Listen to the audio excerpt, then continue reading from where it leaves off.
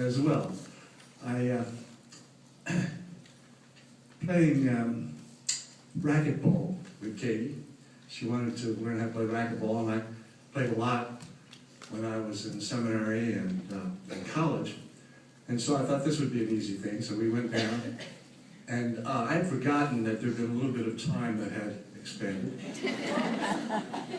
I had forgotten that you're really supposed to warm up a few things. So we started playing racquetball, and all of a sudden I got a very sharp pain. And we went into about 6 months of pain management before I let a doctor split my neck and slip a couple of bone fragments in from some herniated discs in my neck. So I am legitimately a stiff-necked Presbyterian minister.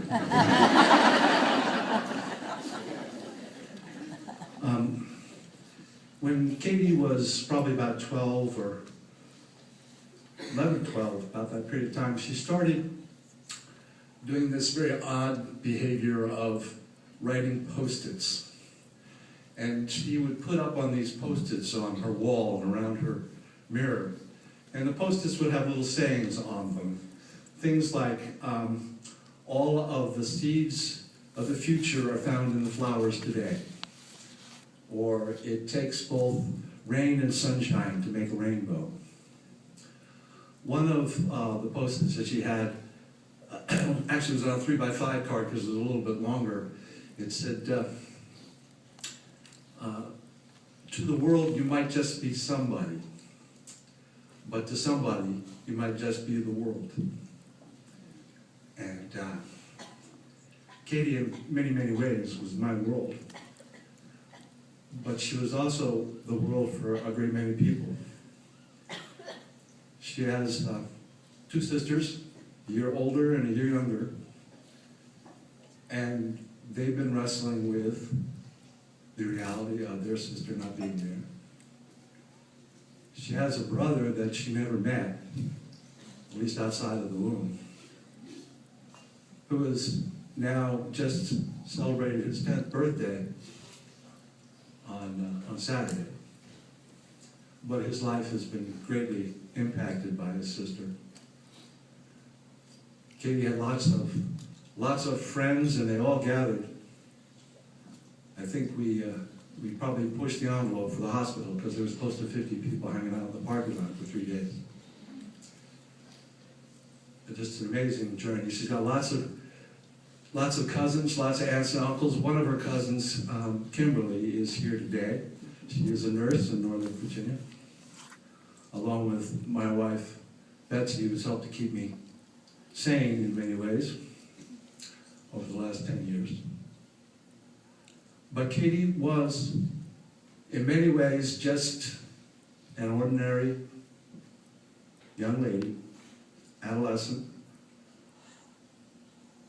who was driving one morning, a little eager to get over to see her boyfriend before she had to be at work.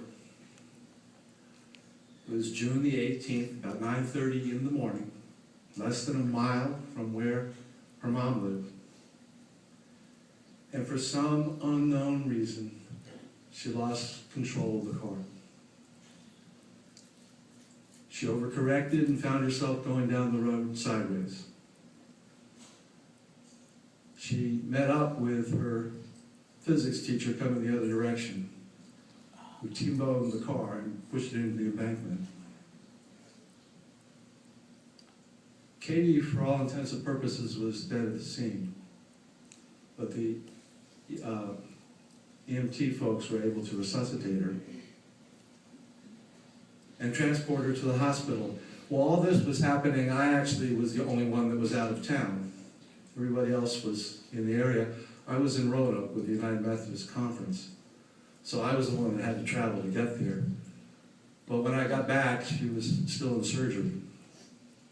And the medical profession, you all did everything you possibly could.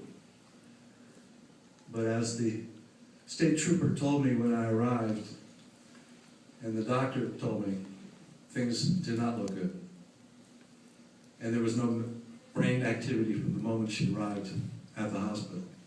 But we went through the protocols.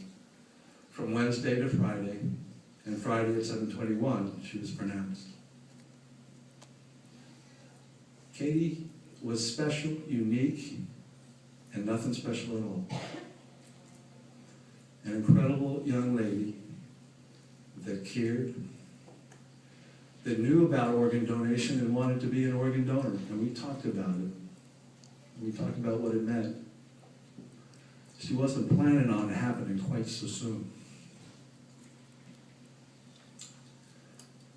I have always been proud of my daughter. I was extremely proud when we went and got her driver's license. And when she marked that donor piece on there. And as a donor, she's been able to bring good news to an incredible number of people. Not just those who may have received the gift of kidney or her eyes or her liver, but to the people that her story has reached and told over the last 10 years. She's been able to give sight to the blind, an older woman and a young boy. She's been able to give freedom to a captive of somebody who was captive by a kidney that was failing or a liver that wasn't working anymore, and to set them free. There's no greater gift, I am told, than to give up your life for another. I am incredibly proud of my daughter, and I am thankful to each and every one of you for making it possible that she continues to live on. And I want to thank particularly Robin Coward and the Donor Family Services for their help and support of Katie's family during these last 10 years. You've made it possible to stand here today. It is difficult in some ways to be here and to go through the scenario, the simulation. There was enough difference that it wasn't completely reliving it. It is difficult to be in that moment when you realize that your world is changing dramatically and permanently. I am incredibly grateful to each and every one of you for what you do in helping the families as they adjust to a new world, and helping to bring life to families who are almost hopeless. So on behalf of Katie and her family, thank you so very much.